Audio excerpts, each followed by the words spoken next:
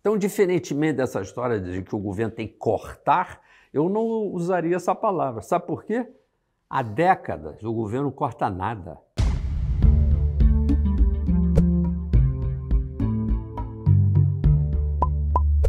Olá, eu sou Raquel Landim e você está no canal Brasil, uma realização da FEComércio São Paulo. Hoje nós recebemos o economista Paulo Rabelo de Castro, ex-presidente do IBGE e do BNDES, para uma conversa sobre reforma tributária. De longe, um dos temas mais importantes do país. Paulo, seja muito bem-vindo, um prazer receber você. Muito obrigado, Raquel. Um prazer conversar com você, com os telespectadores. Na realidade, acho que devem ser agora os internautas do Brasil, não é? E voltar à FEComércio, onde já presidi um conselho estratégico de economia e, portanto, é sempre nossa casa, uma casa muito importante para a discussão dos grandes temas nacionais. Prazer é nosso de contar com a sua presença. Paulo, eu vou partir um pouquinho do geral e depois a gente entra nos temas específicos. Comecei a nossa conversa falando da importância da reforma tributária.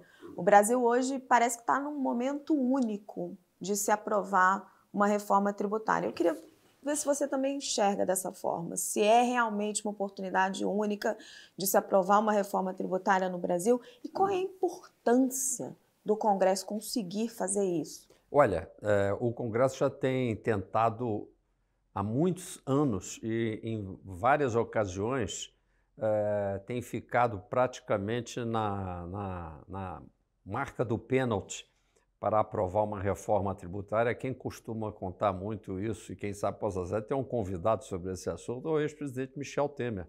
Ele, como presidente da Câmara dos Deputados, conta que várias vezes só não conseguiu aprovar porque aí o Poder Executivo não estava alinhado. Portanto, o Brasil está, não há anos, há décadas, buscando uma formulação de reforma tributária. Portanto, eu acho que devíamos discutir mais adiante sobre isso. Que forma a reforma tem que ter? Que nova forma é essa para que não haja um mínimo de atrito? Essa é uma questão que, obviamente, pagar recursos atrita. E também abordar esse tema da reforma tributária, que, aliás, a ministra atual do Planejamento chama de bala de prata, e nisso ela tem razão, porque ela quer significar que esse é o tiro que o Brasil pode dar rumo ao desenvolvimento, o desbloqueio que ele pode fazer de algo que atrapalha imensamente a vida das empresas diuturnamente, que é o que eu tenho há anos chamado, mas a originalidade do termo vem, eu acho que do meu saudoso Roberto Campos, não o neto, mas o Roberto Campos original, que chama essa atual arrumação tributária, que é uma grande desarrumação, de manicômio tributário. E eu repito muito esse termo, tenho há muitos anos repetido, porque é de fato um grande manicômio. O manicômio, no entanto, devemos começar por aí. Ele não se resolve nesse sentido, aviso à ministra do Planejamento, que tem uma bala de ouro, que é a reforma da máquina pública, que eu diria que não é só administrativa, é uma reforma rumo à eficiência, porque nós estaremos enxugando gelo em qualquer reforma tributária, embora haja muita coisa para se fazer, não só no plano constitucional tributário, tem muita coisa da tributação na Constituição, como no plano infraconstitucional, com muitos especialistas argumentam que muito podia ser feito para simplificar a vida das empresas e dos brasileiros sem mexer na Constituição, é verdade, mas nada disso vai dar conta se nós tivermos que correr atrás de despesas que se aceleram e se expandem acima da expansão do PIB. Portanto, a despesa pública hoje, pode-se dizer, não cabe no PIB, Raquel. Então, um dos problemas graves que, aliás, desde os anos 80, desde a Constituição Federal de 1988, que, aliás, pactuou vários gastos para os quais não apontou fontes de recursos, esse é o drama, porque o sistema tributário teve que se adaptar para correr atrás de despesas para sustentar uma máquina pública cada vez mais obesa. Ninguém fala em fazer dieta, mas todos falam em tomar algum remédio, que seria esse remédio da tributação, para perder peso na marra. Não só isso, dizem que na vida pessoal não é muito bom conselho, é preciso caminhar, comer um pouco menos, comer de modo mais sadio. Isso é válido para um país também. Portanto, essa reforma tributária que não contiver cláusulas, e ninguém está falando nisso, de controle de despesa, e eu começaria por uma medida que não é constitucional. Que tal aprovar o artigo 67, aprovar no sentido de regulamentar esse artigo 67 da Lei de Responsabilidade Fiscal? Essa lei de responsabilidade fiscal, como diz o nome, é a mais importante regra de controle fiscal do país, que ela é bastante respeitada. Estão querendo mexer nela agora com o arcabouço, mas esse é outro assunto. E no artigo 67 está criado um Conselho de Gestão Fiscal. O próprio nome diz que é um conselho fantástico, Conselho de Gestão Fiscal. Isso não é o irmão que falta ao Conselho Monetário Nacional para termos uma política fiscal regulada com lógica, com eficiência pública? Sim. Por que ele não foi regulamentado nos 23 anos, Raquel, de vida da Lei de Responsabilidade Fiscal? Aí tem coisa. O Brasil não quer ter controle fiscal. Ele é capaz até de ficar discutindo um arcabouço, mas o ministro Haddad não quis discutir. Ele nem sabe. Eu duvidaria que o ministro Fernando Haddad, que não é bem do ramo, sabe que existe esse artigo 67 que poderia ajudá-lo muito no dia a dia do controle fiscal, não só federal, como dos estados e municípios. Paulo, você na sua introdução trouxe os dois lados dessa moeda, Exatamente. Que é a receita, a arrecadação, que é a reforma tributária, e o gasto.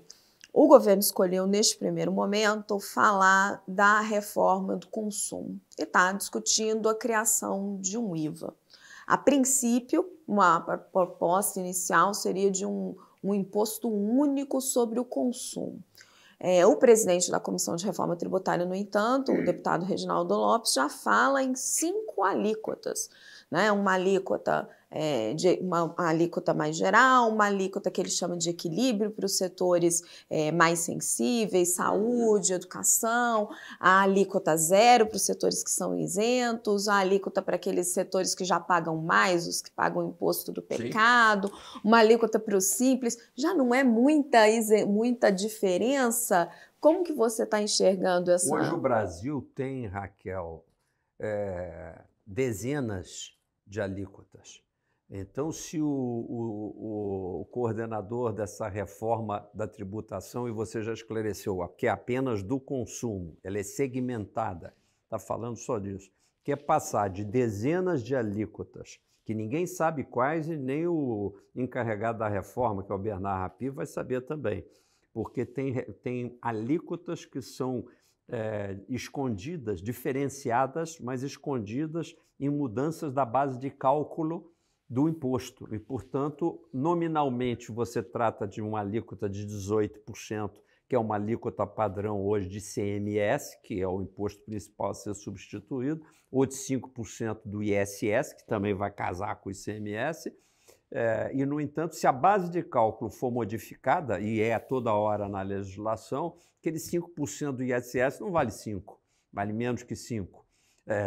Os 18% do ICMS não vale 18%. Só para esclarecer que quando o Reginaldo Lopes fala em 5 alíquotas, se forem 5 alíquotas nacionais que valham em todo o território nacional, ele terá obtido já uma simplificação magnífica. Não joguemos fora, dizendo que assim, eu queria era uma alíquota única. E por que o Brasil não pode, neste momento, querer ambicionar uma alíquota única? Aí nós temos que parar para voltar atrás um pouco na história de explicar por que é que o Brasil é o campeão mundial de tributação do consumo. Então, essa é uma característica importante. Nós estamos fazendo uma cirurgia de um indivíduo extremamente obeso. Ele vai ter que fazer, aí, já que vamos continuar com a nossa imagem, ele vai entrar numa bariátrica. Não vai ter jeito só. Então, numa bariátrica, é exame de sangue, é verificação do batimento cardíaco. Nós temos que verificar. E estamos descobrindo que esse indivíduo tem uma saúde muito delicada. Por quê? Porque ele abusa. A tributação do consumo do Brasil, ela é a maior do planeta, relativamente ao quanto se arrecada. E se você pegar cada notinha fiscal que a gente tem, até trouxe umas duas aqui, entendeu? Eu trouxe mesmo, porque ela fica ali escondidinha, mas você pode pegar cada vez que você vê, veja lá o valor aproximado. Então eu fui comprar uma sandália havaiana e descobri que na sandália havaiana a tributação entre as 3 esferas de governo é 46%. Então, veja Uau, só, você... 46% de imposto. Eu fui comprar minha mulher foi comprar um genérico porque está com o joelho inflamado, é bem mais baixo, mas é 15,5%, que é uma tributação de consumo mais elevada do que a maioria dos países. No medicamento. Que supostamente, na conversa da turma que quer fazer uma reforma mantendo a carga, isso aqui é desonerado. Mas como desonerado? Nós temos que verificar o que é lógico, o que é razoável, o que é módico. E isso aqui, na sandália havaiana, isso é um verdadeiro absurdo, não é? Um verdadeiro contrassenso. Então, dizer que eu vou fazer uma alíquota só, sem pensar em desonerar imediatamente essa carga do consumo, é brincar de fazer uma alíquota única, que na média vai ser próxima de 30%. Mas o governo não fala em desonerar, ele fala em manter. Porque falar em manter é quase que uma promessa implícita de que vai escapar e vai acabar aumentando a carga. Claro. Quando você começa dizendo que a única coisa que eu pretendo fazer, mamãe, é não tirar uma nota abaixo de 5, eu acho que você vai tirar 4,5. Você tem que partir, no mínimo, para fazer uma boa prova, para ter margem. Eu vou partir para tirar um 7 ou 8, porque se a prova for muito rigorosa, de repente eu tiro 6,5, mas eu passo. Então, o governo que não deixa margem nenhuma, que ele quer só manter a carga, ele está, veja o nosso primeiro ponto do debate, ele está prometendo que ele não vai fazer nenhuma avaliação do controle do gasto. Mas posso te fazer uma provocação? Claro, duas. Você acabou de me dizer que, como é um sujeito obeso, se ele sair de centenas de tarifas, quiçá, né, mais, para 5 tarifas, ele já fez terá feito um grande esforço. Se o governo consegue, o governo e o Congresso, fazer essa simplificação e não consegue reduzir, não consegue desonerar, diminuir a carga tributária, mas ao menos manteve, já também não é um grande esforço? A nossa proposta do Instituto Atlântico é exatamente ser gradualista. Aí você chegou no nosso ponto. Por quê? Porque com uma alíquota só eu vou cometer fortíssimas injustiças.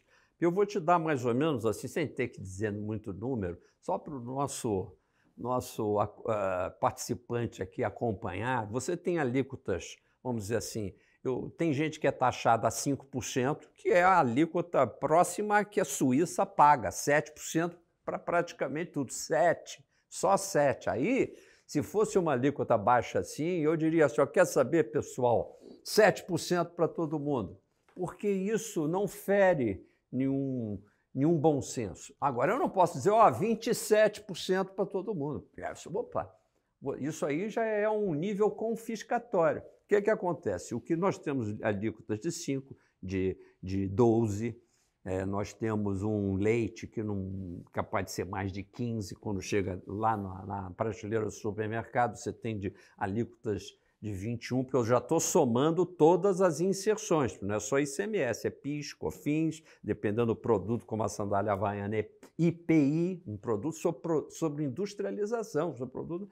Então, isso tudo somado dá uma alíquota e que, nos casos dos produtos industrializados, tende a ser 30%, 46%, como eu acabei de te mostrar, vai tendo características de tributação confiscatória, quando, na realidade, é uma sandália havaiana que não só as pessoas, o Jorge Paulo Lemann da Ambev deve usar no fim de semana, mas também é o calçado do indivíduo pobre. Então, ao fazer convergir alíquotas de 17%, de 20%, que são, em geral, aquelas de saúde, de educação, de remédios, que já não são alíquotas para 20 e tal, para depois prometer uma devolução, esse é um purismo estúpido. Desculpe a expressão forte. É preferível ter 5 faixas, colar mais ou menos essas faixas nas atuais práticas tributárias, sempre procurando tirar 1, 2 pontos de percentagem, nunca onerar sobre o que já existe. Se a alíquota é 20, hoje a alíquota praticada é 27, que ela então caia para 21. Paulo, o argumento de quem defende a alíquota única, que é um argumento matematicamente quase irrefutável, é que se você dá exceção para alguns, você vai aumentar a alíquota média de todos. Não há alíquota média de todos. Eu vou repetir a você, quando você tem uma situação que você é o maior tributador de consumo do planeta, você parte de uma situação em que seu paciente é muito especial. E se você me dissesse que a alíquota única vai ser miseravelmente 10% para todo mundo, você está numa faixa em que soa como algo módico. Mesmo quem é isento, só agora você vai ter que fazer um esforço, pagar 10% em nome de nós não termos um com 3%, outro com 12%, mas essa distribuição não é 3 com 12, média 10, ou média 8, não, isso é 15 com 45, com 54, então são níveis confiscatórios. A reforma não se resolve só com o consumo, e aí eu entro com um aspecto que é a minha crítica principal a essa PEC 45 e 110. Enquanto não houver uma regularização do que é tributação do governo federal, imposto de renda, versus o que é tributação federativa, consumo, tornando essas tributações mais aderentes a cada faixa e esfera de governo, que é a repartição das competências tributárias, que hoje estão emboladas, enquanto não houver o descruzamento, agora eu entro na proposta objetiva do Atlântico, que antecede a essa proposta da PEC 45, que é olhar a gênese desse manicômio tributário.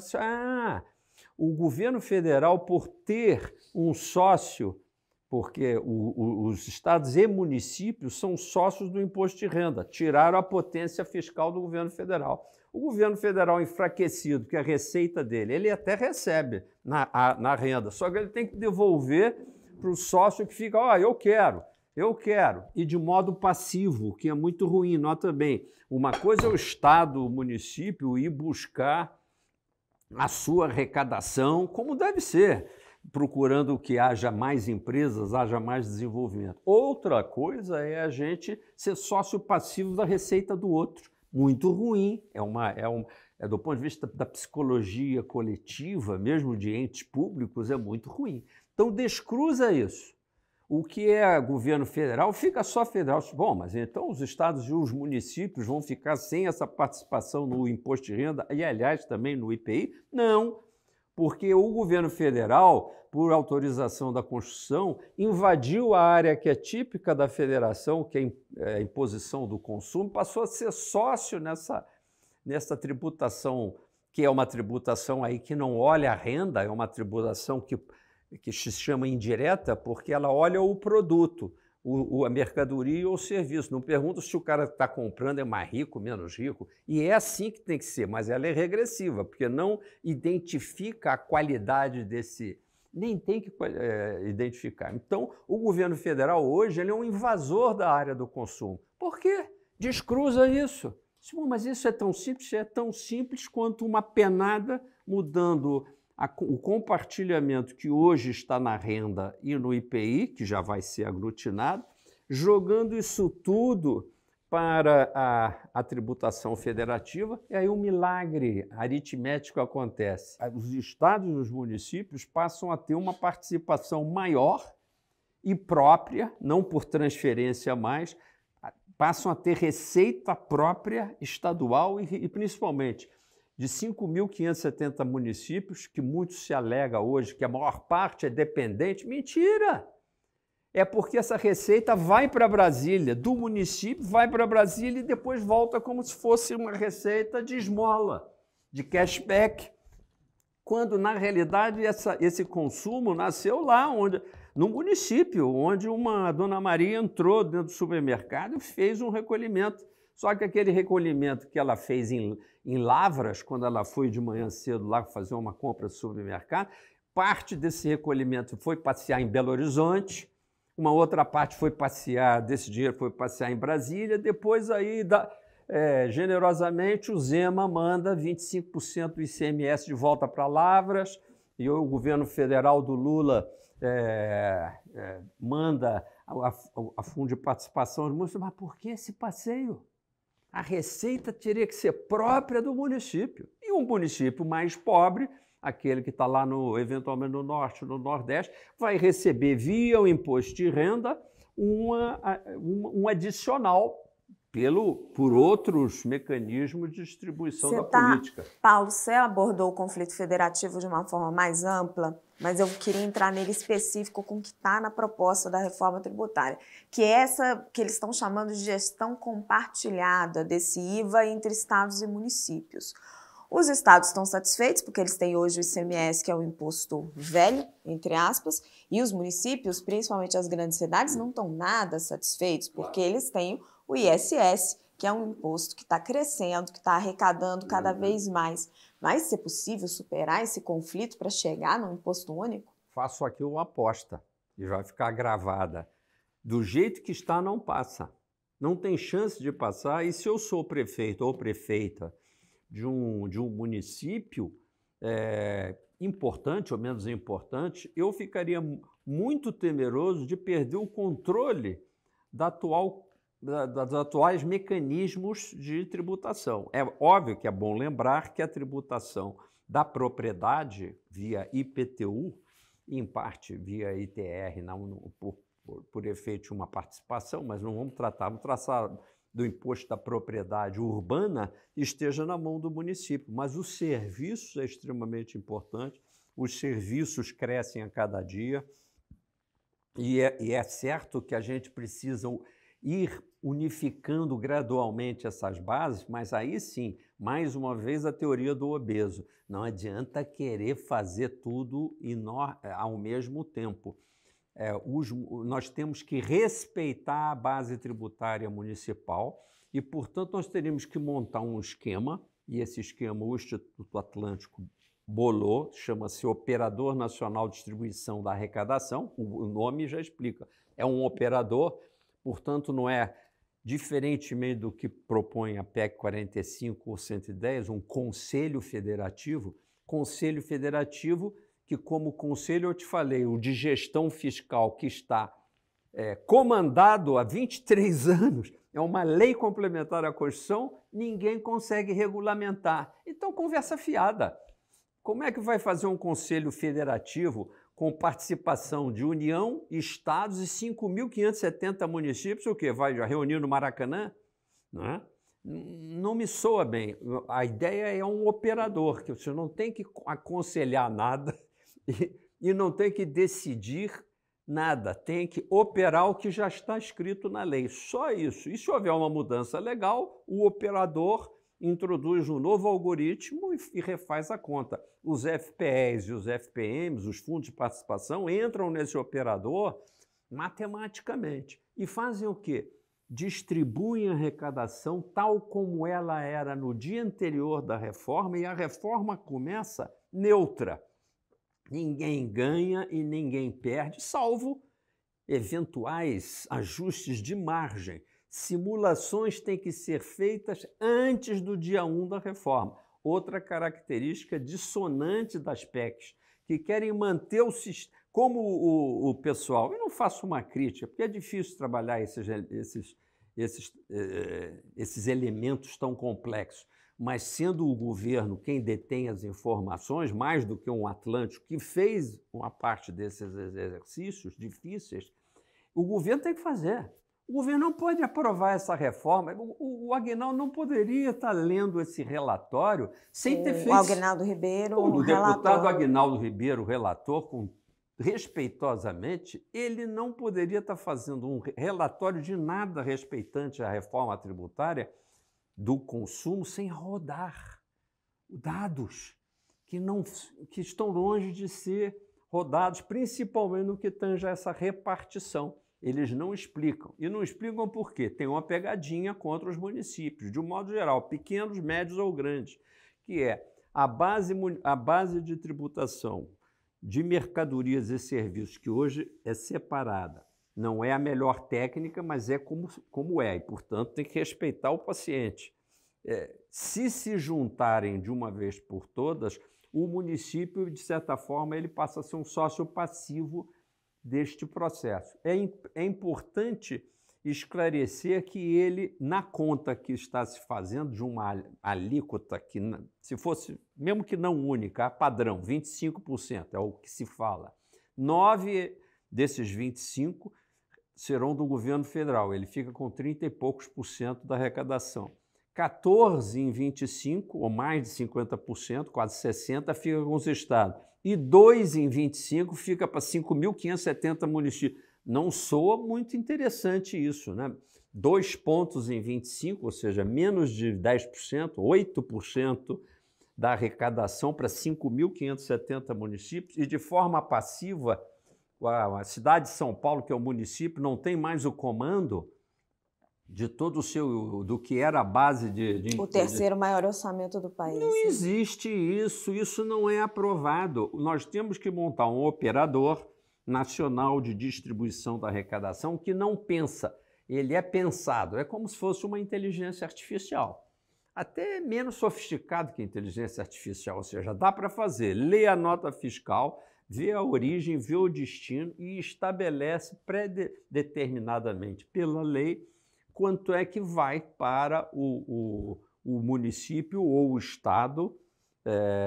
Se for uma operação interna no mesmo município, não tem grande problema, mas se for um comércio entre um ou outro município, ou principalmente entre um e outro estado, é preciso, e nós argumentamos, que o ideal seria, ao invés de ser 100% uma tributação no destino, deveríamos também caminhar para ser destino, mas sempre respeitando a obesidade do paciente. Hoje, a origem, ou seja, o estado produtor, ou, no caso, o município, fica com cerca, se for município, é 5%.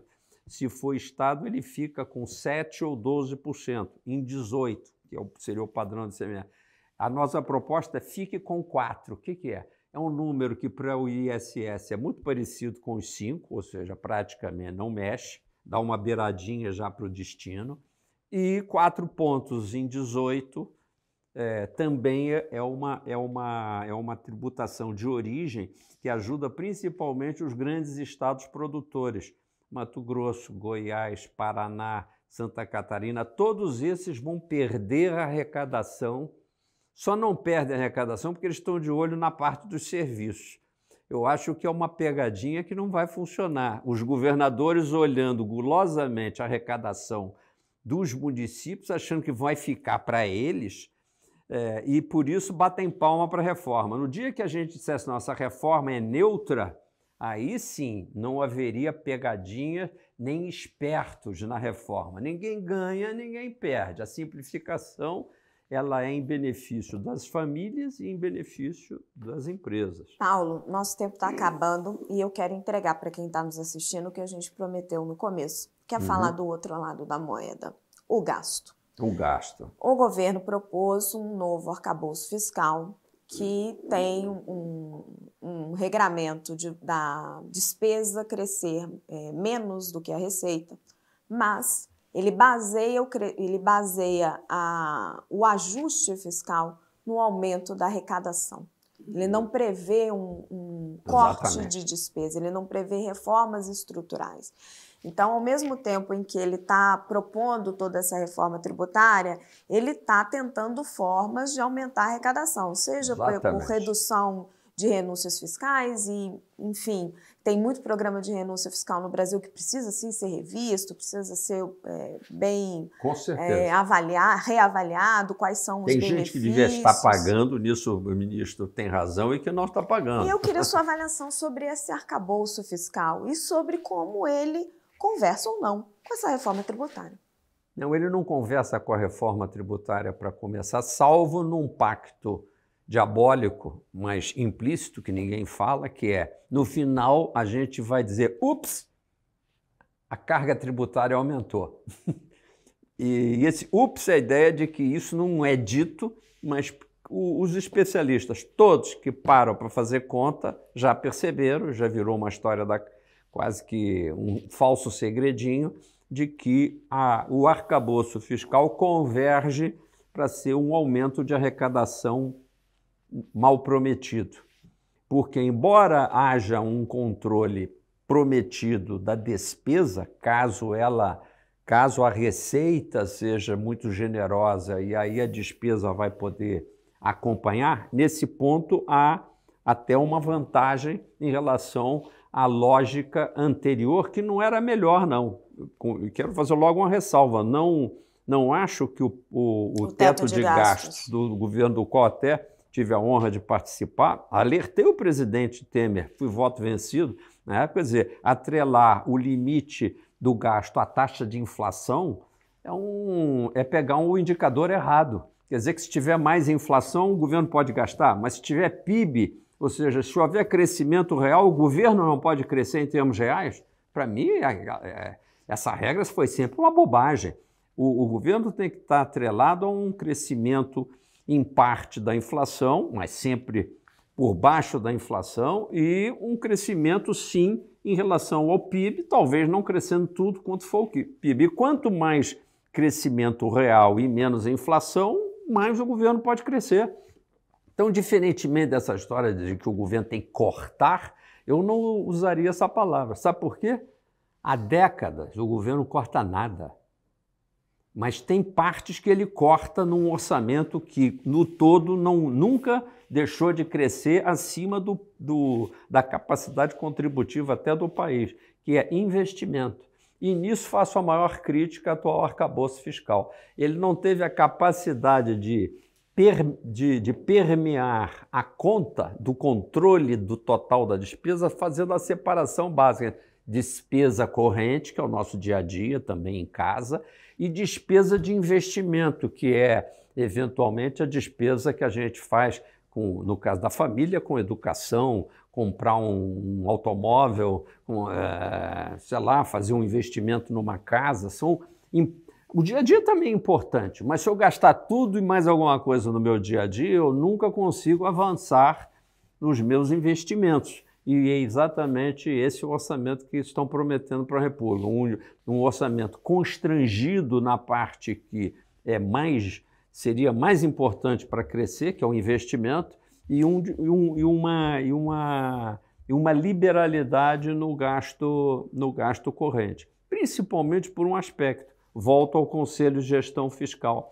Não há nenhuma promessa de que o governo iria fazer inteligentemente uma revisão rubrica por rubrica, que é a chamada revisão de despesas, revisão periódicas, ou até o conceito de orçamento base zero, que é vamos dizer, uma dieta um pouquinho mais agressiva, quer dizer, eu vou rever cada item do que eu como, inclusive as coisas supostamente boas, como salada, mas é salada demais. Mas não é o que a ministra Simone Tebet está dizendo que vai fazer? Não é o que está no arcabouço. Ela pode até estar querendo fazer isso também, porque ela, como inclusive ela é boa economista, deve ser boa economista doméstica, ela sabe dessas coisas que de fato são os que nos ensinam. A casa nos ensina, a parte doméstica, que você tem que fazer a pequena economia para gerar a grande economia.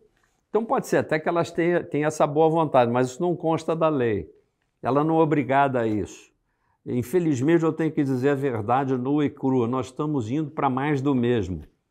Do jeito que está desenhado, o arcabouço, e do jeito que está desenhada essa reforma, vamos concluir, que é segmentada, não diz respeito à renda, não torna a tributação de fato mais progressiva, o que é um escândalo para um governo de corte popular, não diria socialista, mas que se apresenta como um governo de cunho redistributivo, ele não avançar na discussão da tributação da renda, deixá-la para depois, não fazer o descruzamento que nós estamos propondo aqui, até com certa originalidade nesse nosso programa do Brasil, é um escândalo.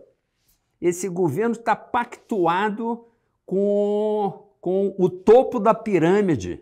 Ele está de braço dado com os ganhadores contumazes de dinheiro do país, no mau sentido.